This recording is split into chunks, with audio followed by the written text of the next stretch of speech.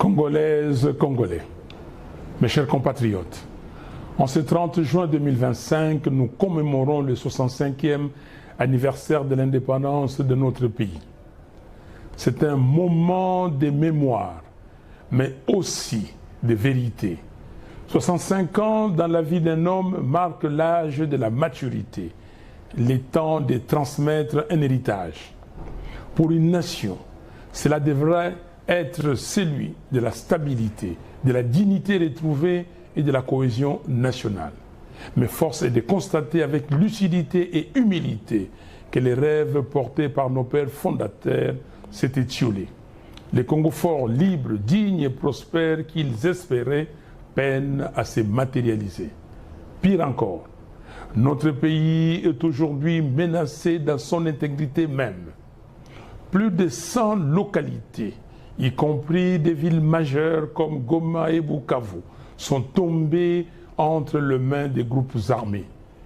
Le M23 et l'AFC, avec le soutien du Rwanda, terrorisent nos provinces du Kivu. Les ADF sèment l'horreur au nord Kivu. L'Ituri connaît l'occupation des fêtes de certaines zones par l'armée ougandaise. Et dans les Bandundu, aux portes de Kinshasa, la milice Mobondo fait régner la terreur. Ces atteintes à notre souveraineté ont plongé notre pays dans une crise humanitaire d'une ampleur sans précédent. Plus de 25 millions de nos concitoyens ont besoin d'assistance. Plus de 2 millions d'enfants souffrent de malnutrition aiguë. Près de 7 millions de Congolais sont déplacés internes, exilés sur leur propre terre.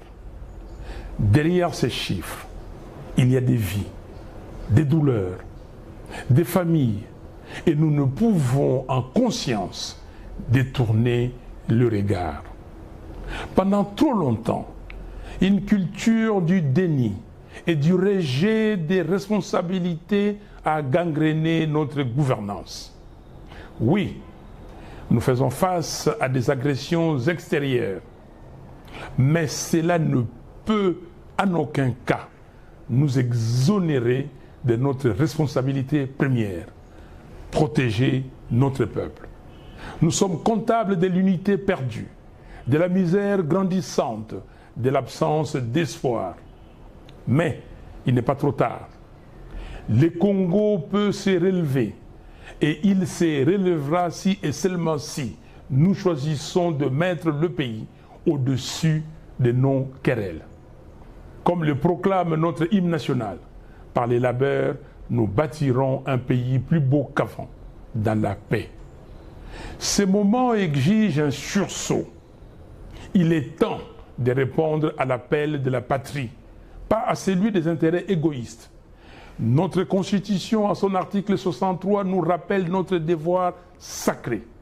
Tout Congolais a les droits et les devoirs sacrés de défendre le pays et son intégrité territoriale en cas de menace ou d'agression extérieure.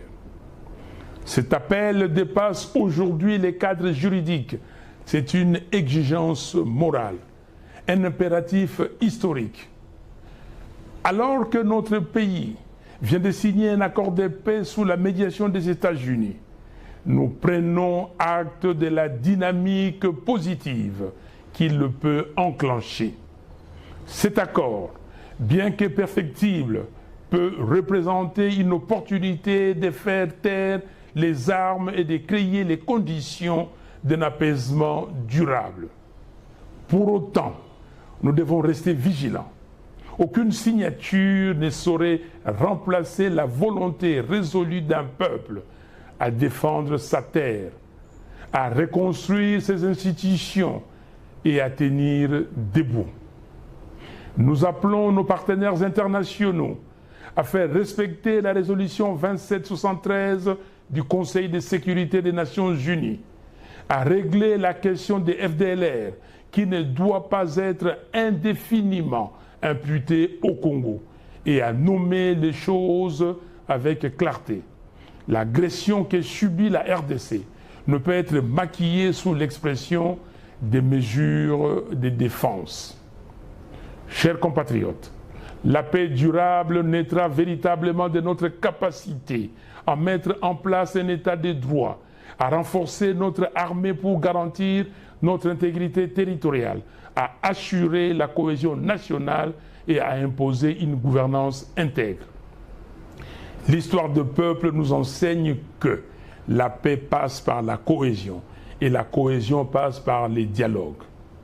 Voilà pourquoi je demande avec conviction et sens des responsabilités l'organisation sans délai d'un dialogue national inclusif entre Congolaises et Congolais sous la médiation de nos pères spirituels pour penser nos plaies, dire nos vérités et reconstruire la confiance.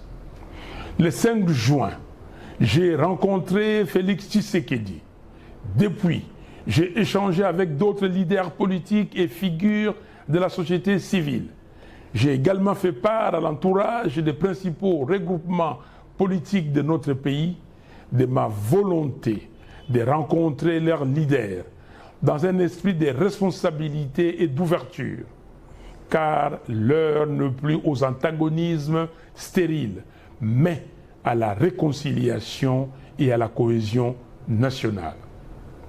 Nous devons être capables de regarder dans la même direction, non pas pour uniformiser nos opinions, mais pour unir nos forces dans les camps de la patrie. Ne combattons pas la patrie, servons-la. Chaque Congolais, chaque Congolaise a reçu de Dieu un talent, une mission. Que ces dons servent non à détruire, mais à bâtir.